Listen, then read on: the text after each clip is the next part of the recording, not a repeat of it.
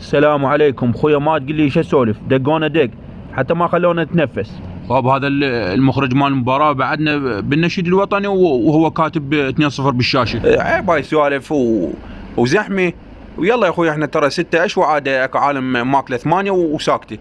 انا ما اريد اذكر اسم الفريق احتراما لبرشلونة. خويا وتعال اليوم هذول فريق انجلترا، يعني فريق قوي.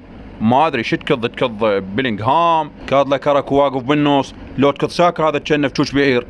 حمسنا حمس منا كاض له جهه وكل ساعه طاير بينه، حتى فروقنا ملت يا اخوي. وانا هم يسد طبعا هذا الحارس من انصاب طقه، هذا صاحبه تعال كسر خشمه، هو خشمش كبره تقول مركز مال الشرطه. منطقة قلت انا بعد حتى لو نخسر 10 هي استحقاقنا، لان احنا اخويا معتمدين على هذا الحارس. شويه يشوت زينه، ايده طويله شويه توصل. اليوم كل شيء ماكو، لا شمر علينا لا هاي.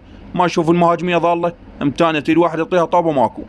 ويعني له دور كبير هذا الحارس. واحنا يا اخوي خلونا ذولا يوميا مطلعين العتوي يقول شو اسمه انجلترا تفوز، اليوم الدب قال انجلترا تفوز، الصقر قال انجلترا تفوز. كان شلون تعال يعني حتى ما سوى النواهس وهي ما ادري ايش مالها، حتى الحيوانات هم ايش مالها يعني. لا تخلينا نفوز وتعطينا امل. وظل انا اخويا ما ادري.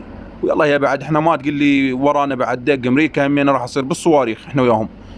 ومن هناك عندك هم ويلز وجارث بيل يكضه. وما ادري يا اخويا منا لما تخلص المجموعات مليوصه.